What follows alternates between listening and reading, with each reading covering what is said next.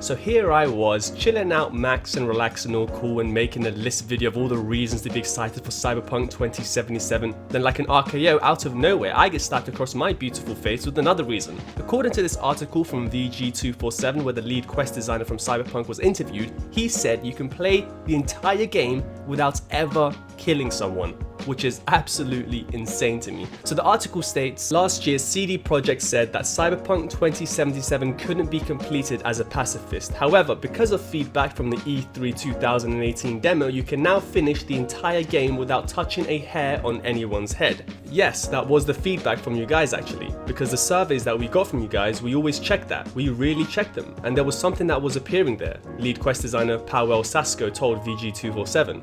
And we were like, we can cover it actually. It's just a bit more work and when we can figure it out. And we made the decision, okay, fuck it. Let's just support it completely in every quest, every side quest, minor quest, every street story. Absolute, literally in every possible scenario you don't have to kill. This change moves Cyberpunk 2077 closer to the immersive sim school of design, and this is something the studio has spoken about a lot internally. However, CDPR doesn't see Cyberpunk as a fully fledged immersive sim. I don't think Cyberpunk is an immersive sim to the fullest potential, Sasko explained, because this is not really the game we're trying to make. However, there's lots of elements from immersive sim that you will find there. You have a fluid class system. You can pick this skill, that skill, combine them, add to it. As a cyber runner, you can use your double jump to get to the high point where there is an access point to access the squad that you can now hack, and then, I don't know, blow their heads off or make them commit suicide or explode their brains or do all the things that you would normally not be able to if you were just Netrunner, because you wouldn't be able to access that point. It's cohesive everywhere. In that way, it's definitely a level of immersive sim. Cyberpunk 2077 releases on April 16th, 2020, and as if I wasn't already excited enough, they come out and give us this piece of news. Now, I understand that some people are not going to want to play this game as a pacifist, and me myself probably will not, but there are tons of people that after their first, second, or maybe third playthrough would love to try and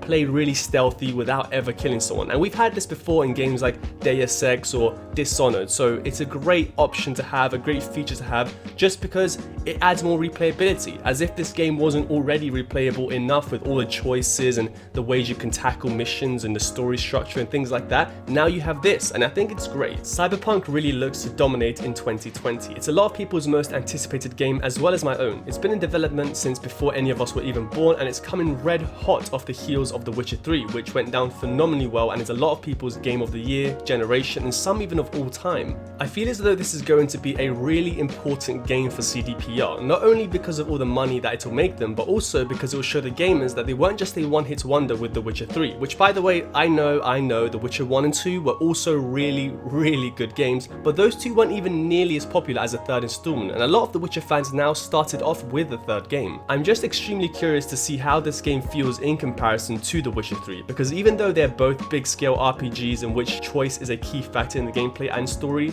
it's a completely different game and in the complete opposite direction to the medieval fantasy that they've been creating for so many years. Unfortunately, this year at E3, even though we got to see my spirit animal Keanu Reeves in the trailer, we didn't get any gameplay, and that's because it was all behind closed doors to the press and some of the fans. Unfortunately for us peasants at home watching on our phones and laptops, we won't be seeing any gameplay just yet. Of course, we won't have to worry about that for too long, considering the game is coming out in less than 10 months. The company is sure to release a ton of gameplay. Gamescom is just around the corner, and Microsoft are holding their XO event in November, so we may get some gameplay then. I don't know if anyone remembers, but The Witcher 3's trailers were fantastic. They took inspiration from the Red Dead Redemption 2 trailers all those years back, so I hope they do more of those, as they were great at setting up things like the world, gameplay, story, and so on. The one thing that I'm pretty worried about is if this game needs to get delayed. Now, obviously, if it does need delaying, they're going to delay it, and I support that fully, 100%. No way should a game that's not ready to be launched.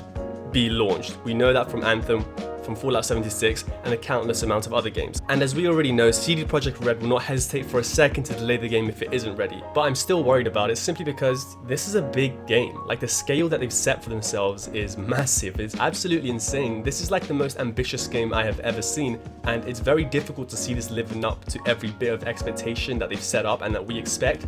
But it may very well happen, and if there's one studio that can do it, it's CD Projekt Red. So if you're into Cyberpunk and you want to keep up with all the latest news and some awesome videos that I'm going to be doing on it, then you might as well subscribe to the channel, stick around, and I'll keep you in the loop. Bye bye.